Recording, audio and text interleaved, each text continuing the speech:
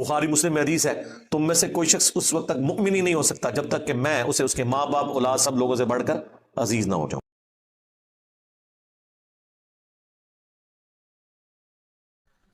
سب سے پہلے تو شعبان المعظم کی فضیلت، اس کے اوپر ہم ڈسکشن کرتے ہیں خصوصاً روزوں کے اعتبار سے۔ تو اس حوالے سے صحیح بخاری اور صحیح مسلم کی متفق علیہ حدیث ہے، سیدہ عائشہ سلام اللہ علیہا کہتی ہیں کہ اللہ کے محبوب صلی اللہ علیہ وآلہ وسلم رمضان کے سوا کسی اور مہینے میں کثرت سے روزے نہیں رکھتے تھے سوائے شعبان کے، یعنی رمضان کا تو پورا مہینہ ہوتا تھا، اس کے علاوہ سب سے زیادہ روزے جس مہینے میں رکھتے تھے وہ کون سا مہینہ ہوتا تھا؟ شعبان کا۔ حتیٰ کہ صحیح مسلم میں ہی ایک اور حدیث ہے، اما عائشہ کہتی ہیں کہ نبی صلی اللہ علیہ وآلہ وسلم بعض اوقات شعبان کا پورا مہینہ ہی روزے رکھتے تھے، کانٹینیوس پورا مہینہ، یعنی اتنی آپ کو محبت تھی شعبان کے روزوں سے۔ حتیٰ کہ بخاری اور مسلم میں ایک حدیث ہے، سیدہ عائشہ کہتی ہیں رمضان کے مہینے میں میرے جو روزے پیریڈز کی وجہ سے، حیض کی وجہ سے چھوٹ جاتے تھے نا، تو مجھے پورا سال موقع نہیں ملتا تھا کہ میں ان روزوں کی قضا دوں سوائے شعبان کے، کیونکہ شعبان میں نبی صلی اللہ علیہ وآلہ وسلم خود روزہ رکھتے تھے تو مجھے موقع مل جاتا تھا کہ میں اپنے روزوں کی قضا کر لیتی تھی۔ اب سیدہ عائشہ نے کوڈ ورڈز میں بات کی ہے، لیکن اسی حدیث میں بخاری مسلم میں وہ جو حدیث کا راوی ہے وہ کہتا ہے کہ اما عائشہ یہ کہنا چاہ رہی ہیں کہ نبی علیہ السلام کی مشغولیت کی وجہ سے میں روزوں کی قضا نہیں دے پاتی تھی، اور اس کو سپورٹی وہ بخاری مسلم کی حدیث ہے، نبی صلی اللہ علیہ وآلہ وسلم نے فرمایا کہ کوئی عورت اپنے خاوند کی اجازت کے بغیر نفلی روزہ نہ رکھے، یہ اس کے لیے حلال ہی نہیں ہے۔ مراد یہ کہ دن کے وقت بھی میاں بیوی ازدواجی تعلق قائم کر سکتے ہیں۔ تو جو اما عائشہ کہتی ہے نا کہ میں نہیں تھی رکھ سکتی، یعنی نبی علیہ السلام کی اجازت نہیں ہوتی تھی، تو یہ جو لوگوں میں مشہور ہے کہ جی دن کے وقت کوئی ازدواجی تعلق میاں بیوی قائم نہیں کر سکتے، تو اس کی بھی نفی بخاری مسلم کی احادیث کی روشنی میں ہو گئی، الحمدللہ۔ اب یہ روزے رکھنے کی وجہ کیا تھی؟ اس کو سپورٹی وہ حدیث ہے شعبان کے حوالے سے، سنن نسائی میں انٹرنیشنل نمبرنگ کے مطابق 2359 کہ اسامہ بن زید کہتے ہیں کہ ہم نے نبی علیہ السلام سے پوچھا، اے اللہ کے محبوب صلی اللہ علیہ وآلہ وسلم، ہم نے آپ کو شعبان کے مہینے میں اتنے کثرت سے روزے رکھتے ہوئے دیکھا ہے کہ رمضان کے سوا کسی اور مہینے میں اتنے روزے نہیں رکھتے، تو اس کی وجہ کیا ہے؟ تو آپ صلی اللہ علیہ وآلہ وسلم نے فرمایا کہ یہ جو مہینہ ہے جو رجب اور رمضان کے درمیان آتا ہے، یہ آپ نے بات کیوں کی؟ رجب حرمت والا مہینہ اور رمضان ویسی فضیلت والا مہینہ، تو حضور بتانا چاہ رہے ہیں کہ یہ دو فضیلت والے مہینوں کے سینٹر میں جو مہینہ آتا ہے نا، یہ بھی بہت فضیلت والا ہے۔ یہ جو مہینہ رجب اور رمضان کے درمیان آتا ہے، لوگوں کی اکثریت اس کی عظمت سے غافل ہے، جبکہ یہ ایسا مہینہ ہے کہ جس میں نامہ اعمال اللہ کے حضور پیش ہوتے ہیں، اور میری خواہش ہے کہ جب میرا نامہ اعمال پیش ہو رہا ہو تو میں روزے کی حالت میں ہوں۔ اچھا، اس سے یہ بات پتہ چل گئی کہ یہ بڑا اچھا موقع تھا کہ اللہ کے نبی کہہ سکتے تھے کہ 15 شعبان کی جو رات ہے نا، شب برات، اس رات میں نامہ اعمال پیش ہوتے ہیں، تو پھر ایک ہی روزہ رکھنا پڑتا۔ آپ پورا مہینہ رکھ رہے ہیں، کسی بھی وقت پیشی ہو سکتی ہے، یہ بھی اس بات کو سپورٹیو ہے، یہ والی حدیث۔ اچھا، یہ جو نامہ اعمال پیش ہوتے ہیں نا، تو صحیح مسلم میں اور جامعہ ترمذی میں حدیث ہے، نبی علیہ السلام نے فرمایا کہ ہر پیر اور ہر جمعرات کو بھی نامہ اعمال اللہ کے حضور پیش ہوتے ہیں۔ سال میں پیش ہوتے ہیں شعبان کے مہینے میں، ہفتے میں 2 دن، پیر اور جمعرات۔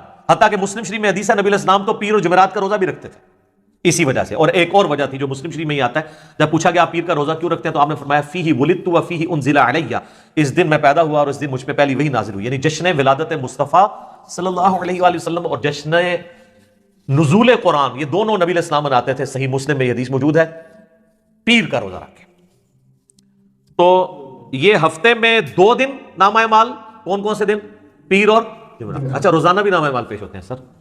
بخاری مسلم دونوں میں حدیث ہے، وہ بڑی مشہور حدیث کہ فجر کے وقت فرشتے آتے ہیں، وہ عصر کے وقت واپس چلے جاتے ہیں، اور عصر والے فجر کے وقت۔ اللہ پوچھتا ہے میرے بندوں کے حال میں پایا، تو کہتے ہیں جب گئے تھے فجر پڑھ رہے تھے تو آئے تھے تو عصر پڑھ رہے تھے۔ دوسرے کہتے ہیں جب گئے تھے تو عصر پڑھ رہے تھے تو آئے تھے تو فجر پڑھ رہے تھے۔ تو روزانہ بھی 2 دفعہ نامہ اعمال پیش ہوتے ہیں، لہٰذا ان چیزوں کو مکس نہیں کرنا چاہیے۔ میں ساتھ ساتھ کلیریفائی کر رہا ہوں، آپ دیکھیں آپ کتنے اہم ہیں۔ پوری کی پوری جو مخلوقات ہیں وہ انسان کی خدمت میں لگی ہوئی ہیں۔ فرشتے بھی یہی کام کر رہے ہیں کہ اللہ کو رپورٹ کر رہے ہیں کہ تیرا فلاں بندہ یہ کر رہا ہے، یہ کر رہا ہے، یعنی یہ ساری کی ساری انسانیت اللہ تعالیٰ کی یعنی کریشن کا کلائمیکس ہے۔ لقد خلقنا الانسان فی احسن تقویم، اللہ تعالیٰ نے اس کو بہترین تقویم کے اوپر پیدا کیا ہے، الحمدللہ۔ تو آڑے سے سان کام داشتے ہیں۔ صحیح مسلم میں، جامعہ ترمذی میں، سنن ابی داؤد میں، سنن نسائی میں، سنن ابن ماجہ میں، 5 کتابوں میں، یہ جو 6 پڑھی ہیں نا، مشکات میں بھی آ گیا، وہ تو اسی کے نوٹس ہیں نا۔ یہ جو آپ کے سامنے 7 کتابیں پڑھی ہیں، اس میں سے صرف بخاری کو نکال دیں، باقی ساری کتابوں میں حدیث ہے، انکلوڈنگ صحیح مسلم، کہ نبی علیہ السلام نے فرمایا جس نے رمضان مبارک کے روزے رکھے اس کے بعد شوال کے 6 روزے رکھ لیے، وہ گویا ایسا ہے کہ اس نے زمانے بھر کے، پورے سال کے، پوری زندگی کے روزے رکھ لیے۔ الحمدللہ، کتنی بڑی آسانی ہے۔ اور اس میں یہ بھی شرط نہیں ہے کہ آپ نے ساتھ ہی شروع کرنے ہیں، اور یہ بھی شرط نہیں کہ ایک ساتھ رکھ لیں باقی بعد میں رکھ لیں، پورے مہینے میں جس وقت مرضی رکھ لیں۔ ساتھ رکھنے کا یہ فائدہ ہوتا ہے، ایک روٹین بنی ہوتی ہے تو رکھے جاتے ہیں۔ الحمدللہ میں جب سے بالغ ہوں، روزے رکھ رہا ہوں، ہم ساتھ ہی کوشش کرتے ہیں کہ یہ روزے مکمل کر لیجیے، تاکہ یہ پورے مہینہ 3 روزے نہیں رکھ سکتے تو یہ 6 روزے رکھ کے تو ہمیشہ کے روزوں کا ثواب کمائیں گے۔ اچھا، یہ بعض لوگ پریشان ہوتے ہیں کہ یار مشقت کم ہو رہی ہے، ثواب زیادہ، یہ کیسے پاسبل ہے؟ سر، اللہ تعالیٰ نے نبی علیہ السلام کو ہر طرح کے لوگوں کے لیے پیغمبر بنا کے بھیجا ہے، آسانیاں بھی رکھی ہیں۔ ایک آپ کو اور بڑی آسانی بتاؤں جو میں اس کو آج فیل کر سک رہا ہوں، میری سالوں روٹین تھی، یہ میں کوئی تکبر کے طور پہ نہیں بتا رہا، صرف سمجھانے کے لیے، فجر سے اشراق تک مسجد میں بیٹھنے کی ایک بڑا پرسکون وقت ہوتا ہے، بندہ اذکار کر لیتا ہے۔ لیکن جب سے یہ آپ کو پتہ ہے دعوت کے والے سے ازمائش شروع ہوئی ہے تو اب تو یہ امپاسبل ہو گیا۔ تو ہمارے لیے پھر وہ آسان وظیفہ ہے۔ صحیح مسلم میں حدیث ہے، سیدہ جویریہ نبی علیہ السلام کی بیوی، نبی علیہ السلام ایک دفعہ، آپ کی بھی عادت تھی، صحیح مسلم شریف میں ہی آتا ہے، آپ علیہ السلام مسجد میں بیٹھے رہتے تھے حتیٰ کہ سورج انتہائی بلند ہو جاتا، اور صحابہ کے الفاظ ہیں کہ آپ مجلس کیا کرتے تھے، میں نے اسی سے اپنی نام مجلس رکھا تھا۔ مجلس نمبر 1 میں نے حدیث بھی بتائی تھی مسلم شریف کی۔ اور اس دوران ہم زمانے جاہلیت کے واقعات کو یاد کر کر کے نا ہنسا کرتے تھے، نبی اسلام ہمارے ساتھ مسکرا دیتے تھے کہ اسی فلانے دربار تے دیگا چڑھا دے سا۔ آج کے دور میں اس وقت بتوں پہ چڑھائی جاتی تھی نا، تو حضور بھی یعنی وہ کہتے تھے شکر اللہ نے ہمیں ہدایت دی۔ تو صحیح مسلم ایک حدیث ہے کہ نبی علیہ السلام ایک دفعہ نماز پڑھ کے، آپ کو کہیں کام تھا، آپ گھر آئے، پھر کہیں گئے، تو جاتے وقت آپ نے دیکھا کہ سیدہ جویریہ آپ کی بیوی جو ہے وہ مصلی پہ بیٹھی ہیں، آپ کافی دیر بعد واپس آئے، سورج کافی بلند ہو چکا تھا، تو آپ نے کہا تم صبح سے ابھی تک بیٹھی ہو؟ کہا یا رسول اللہ، فرمایا دیکھو تم صبح سے بیٹھی ہو اور میں نے تمہارے آنے کے بعد 4 کلمات 3 دفعہ پڑھے اور مجھے تم سے زیادہ ثواب مل گیا۔ کہا یا رسول اللہ کون سے؟ فرمایا سبحان اللہ وبحمدہ عدد خلقہ ورضا نفسہ وزنۃ عرشہ ومداد کلماتہ۔ سبحان اللہ وبحمدہ کے ساتھ یہ 4 کلمات، یہ 3 دفعہ پڑھنے ہیں، صبح شام کے اذکار میں بھی ہم نے ڈالی ہوئی حدیث صحیح مسلم کی، تو مجھے اس سے زیادہ ثواب مل گیا۔ اچھا مجھے بتائیں، نبی علیہ السلام کوئی نعوذ باللہ سست تھے دعوت کے والے سے، دین کی پریکٹس کرنے کے والے سے؟ تو اگر حضور علیہ السلام کو یہ ثواب مل رہا ہے تو مجھے آپ کو کیوں نہیں ملے گا؟ Point to be noted. وہ تو ڈیڈیکیٹڈ تھے نا دین کے لیے، وقف تھے نا، اللہ کے پیغمبر تھے۔